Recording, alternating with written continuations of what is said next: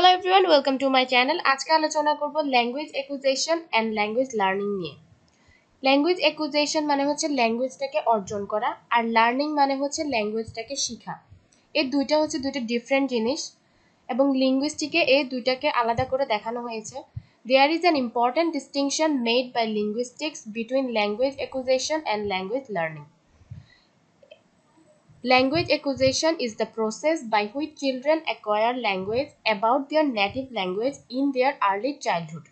এই language acquisition হচ্ছে এমন একটা প্রসেস যেটার মধ্য দিয়ে চিলড্রেন কি করে, তার যে নেটিভ ল্যাঙ্গুয়েজ রয়েছে সেটা শিখে থাকে এই প্রসেসের মধ্য দিয়ে তার চাইল্ডহুডে। মানে আমরা ছোটবেলায় যে ল্যাঙ্গুয়েজটা শিখি কিংবা আমাদের মুখে বুলি হয় যে ল্যাঙ্গুয়েজের মধ্য দিয়ে, ওইটাকে আমরা বলতে পারি ল্যাঙ্গুয়েজ অ্যাকুইজিশন। মানে আমাদের আশেপাশের মানুষ কিংবা আমাদের পরিবারের মানুষ যে ভাষায় কথা বলে ওই ভাষাটাই কিন্তু আমরা শিখি, এবং এই ভাষাটাই হচ্ছে শিক্ষাটাকেই বলা হয় ল্যাঙ্গুয়েজ অ্যাকুইজিশন। আর language learning, which refers to gaining knowledge of a second language in later life. এবং আমরা পরবর্তীতে যে ল্যাঙ্গুয়েজ সম্পর্কে জ্ঞান অর্জন করি কিংবা আরেকটা ল্যাঙ্গুয়েজ শিখে থাকি, ওইটা হচ্ছে ল্যাঙ্গুয়েজ লার্নিং। যেমন ধরেন আমরা বাঙালি, বাংলা ভাষাটা হচ্ছে আমাদের ল্যাঙ্গুয়েজ অ্যাকুইজিশনের মধ্যে পড়ে, আর পরবর্তীতে দেখা যায় আমরা ইংলিশ, ফ্রেঞ্চ বিভিন্ন ভাষা শিখে থাকি, ওইটা হচ্ছে ল্যাঙ্গুয়েজ লার্নিং। এই ল্যাঙ্গুয়েজ অ্যাকুইজিশনের ক্ষেত্রে কিন্তু আমাদেরকে কোনো প্রকার রুলস এবং রেগুলেশনস শিখতে হয় না, আমরা ইজিলি এইসব ব্যাপারগুলো সম্পর্কে কি অ্যাওয়ার থাকি। Children acquire language through a subconscious process during which they are unaware of grammatical rules. Children কি করে, তার সে যে ল্যাঙ্গুয়েজটা শিখে তখন কিন্তু সে একদম সাবকনশিয়াস থাকে, সে যে শিখছে ল্যাঙ্গুয়েজটা সম্পর্কে, এবং সে এই ল্যাঙ্গুয়েজের কোনো গ্রামাটিক্যাল রুলস কোনো কিছুই কিন্তু সে জানে না। A child learn language just by being other people.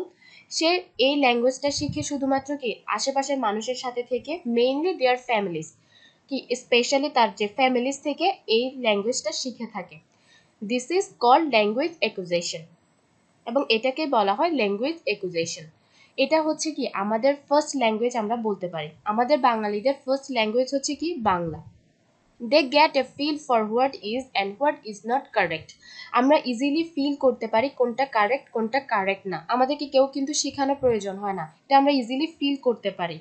In order to acquire language, the learner needs a source of natural communication.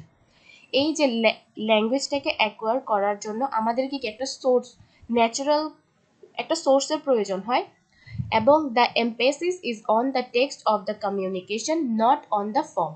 এবং এই ল্যাঙ্গুয়েজ অ্যাকুইজিশনের ক্ষেত্রে কিন্তু কমিউনিকেশনটা ইম্পর্টেন্ট, এখানে ফর্মটা ইম্পর্টেন্ট না।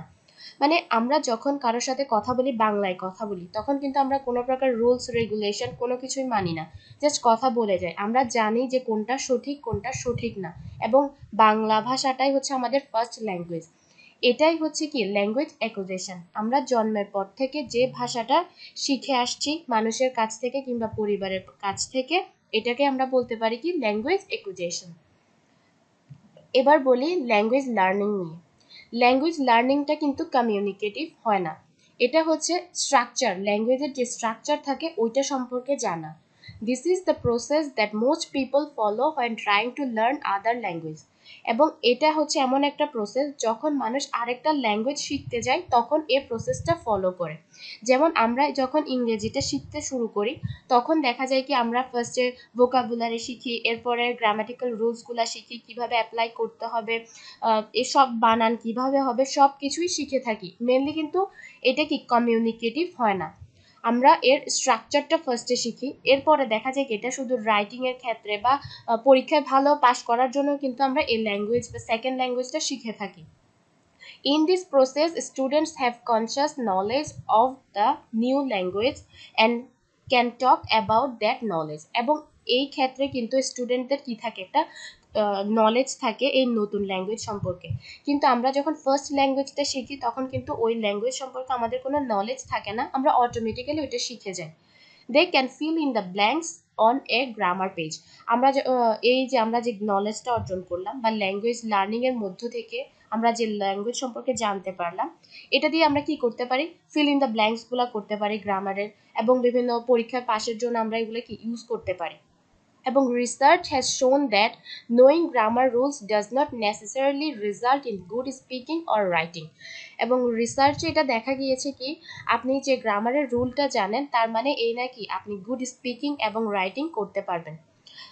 ইংলিশের রুলস রেগুলেশনস জানলে কিন্তু আমরা ভালোভাবে কথা বলতে পারি না, কিংবা অনেক সময় কি লিখতেও পারি না। A student who has memorized the rules of the language may be able to succeed।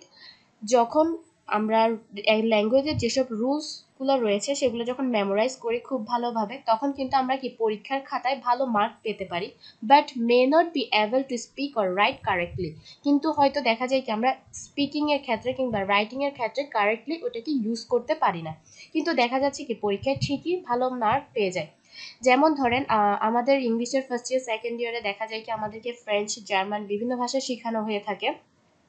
এই ভাষাগুলাই শুধুমাত্র আমরা পরীক্ষার খাতায় লেখার জন্য শিখি। এর কিছু গ্রামার রুলস পড়ে আমরা পরীক্ষায় খুব ভালো রেজাল্ট করে ফেলতে পারি, কিন্তু কথা বলার ক্ষেত্রে কিংবা রাইটিং এর ক্ষেত্রে আমরা এটা ঠিকভাবে ইউজ করতে পারি না।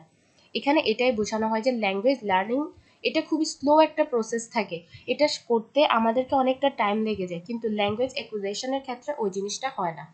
আশা করি বুঝতে পেরেছেন। ধন্যবাদ সবাইকে। আগামী ভিডিওতে ল্যাড নিয়ে আলোচনা করব। ধন্যবাদ সবাইকে।